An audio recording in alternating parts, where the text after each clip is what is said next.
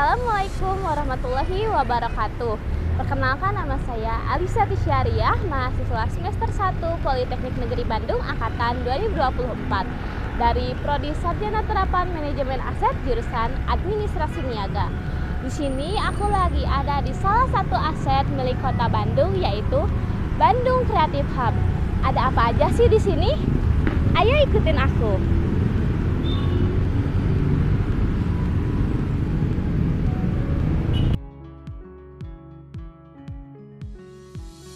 Beralamat di Jalan Laswi nomor 77, Bandung Creative Hub merupakan aset milik Kota Bandung yang menjadi sebuah pusat kreatif yang didirikan dengan tujuan mendukung dan memfasilitasi perkembangan industri kreatif.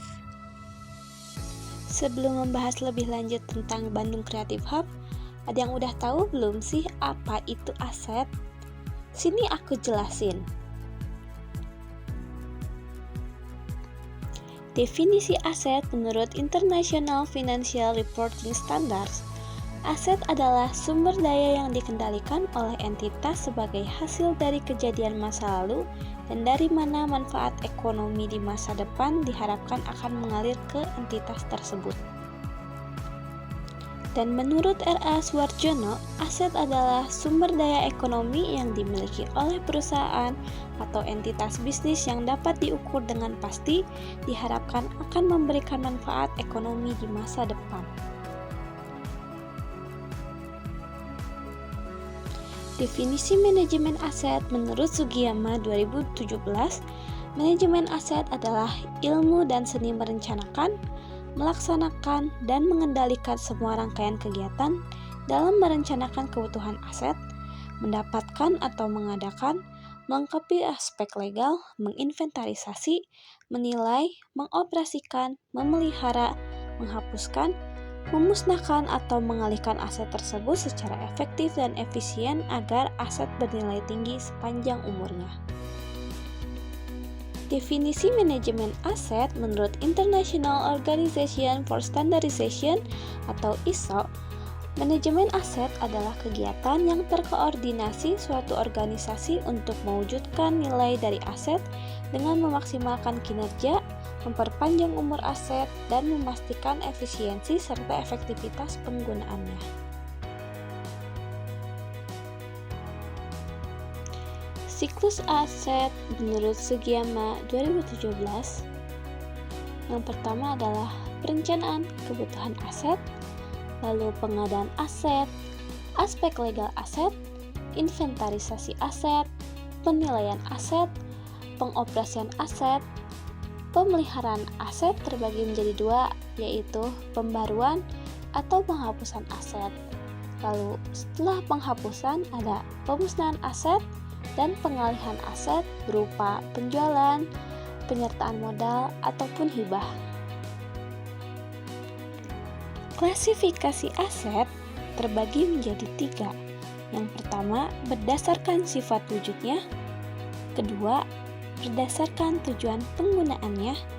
Ketiga, berdasarkan hubungannya dengan pengelolaan aset secara spesifik. Aset berdasarkan wujudnya terbagi menjadi dua, yaitu aset berwujud atau tangible asset dan aset tidak berwujud atau intangible asset. Contoh dari tangible asset adalah tanah dan bangunan, mesin dan peralatan, dan juga persediaan. Aset tidak berwujud atau intangible asset terbagi menjadi dua. Yang pertama, aset generik intelektual antara lain hak cipta, hak paten, hak merek dagang, dan hak atas rahasia dagang. Yang kedua, aset tidak berwujud kompetitif antara lain produktivitas kerja, efisiensi sumber daya, nilai pasar, nilai saham, dan penghargaan presentasi korporat. Berdasarkan tujuan penggunaannya terbagi menjadi dua, yaitu aset tujuan komersial, misalnya tanah dan bangunan, pertokoan, perkantoran, jalan tol, pabrik, dan lainnya.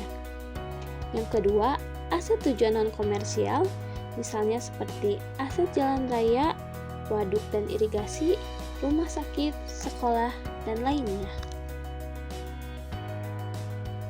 Berdasarkan hubungannya dengan pengelolaan aset secara spesifik, terbagi menjadi aset finansial, aset fisik, human asset, aset informasi, dan aset tidak berwujud.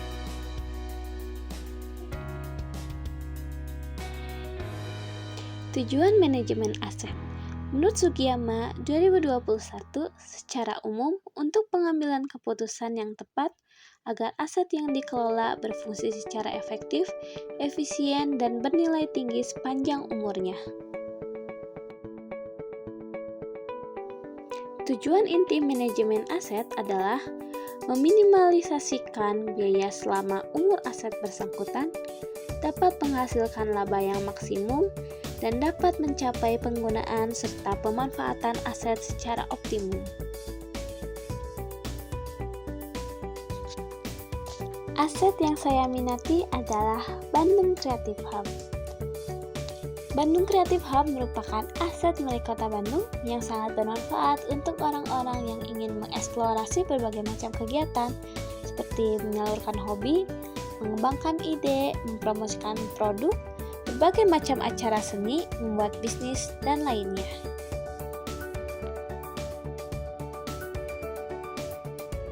Berdasarkan wujudnya, Bandung Creative Hub merupakan aset berwujud atau tangible asset karena memiliki wujud dan bentuk berupa bangunan fisik 5 lantai.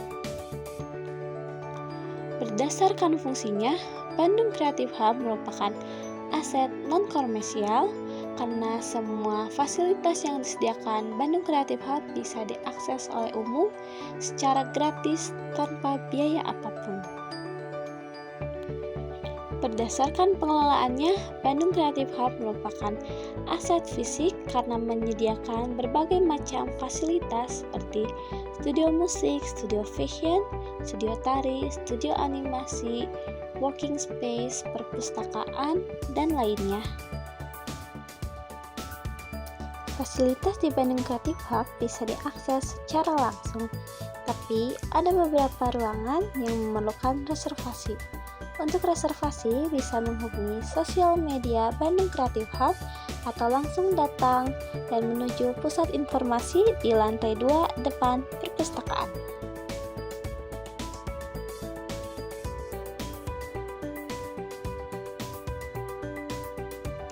Sistem input Bandung Creative Hub berupa sumber daya manusia seperti kreator, desainer, dan pelaku industri kreatif lainnya, lalu sumber daya fisik berupa ruangan kerja, studio, peralatan, dan teknologi. Juga informasi berupa pengetahuan tentang tren industri, pelatihan, dan workshop. Dalam proses kegiatannya, Bandung Creative Hub mengembangkan program, menyusun dan melaksanakan program pelatihan workshop, kolaborasi, mendorong antar pelaku industri kreator dan komunitas untuk menciptakan proyek, lalu promosi dan pemasaran yang membantu kreator mempromosikan karya mereka melalui pameran, event, ataupun platform online. Output yang dihasilkan Bandung Creative Hub berupa karya kreatif seperti produk dan karya seni yang dihasilkan oleh para kreator, jaringan kolaboratif terbentuknya jaringan antara pelaku industri yang dapat mendukung pertumbuhan bersama, lalu event dan pameran, diselenggarakannya acara yang menampilkan karya-karya kreatif dan meningkatkan visibilitas para kreator. Outcome dari Bandung Creative Hub, pertumbuhan ekonomi, peningkatan kontribusi sektor kreatif terhadap ekonomi lokal, lalu peningkatan inovasi, munculnya ide-ide baru dan solusi kreatif yang mendorong kemajuan industri, lalu keterlibatan komunitas, masyarakat lebih terlibat dalam kegiatan kreatif dan budaya, menciptakan ekosistem yang lebih hidup. Benefit dari Bandung Creative Hub seperti identitas budaya, memperkuat identitas budaya Kota Bandung sebagai kota yang kreatif, daya tarik wisata, meningkatkan daya tarik wisatawan dengan menyelenggarakan acara dan pameran yang menarik.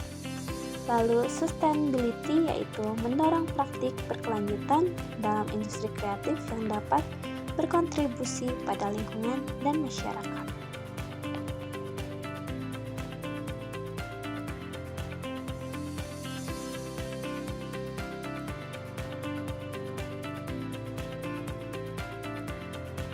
Itulah informasi yang bisa saya berikan mengenai manajemen aset. Semoga bermanfaat. Terima kasih sudah menyaksikan. See you.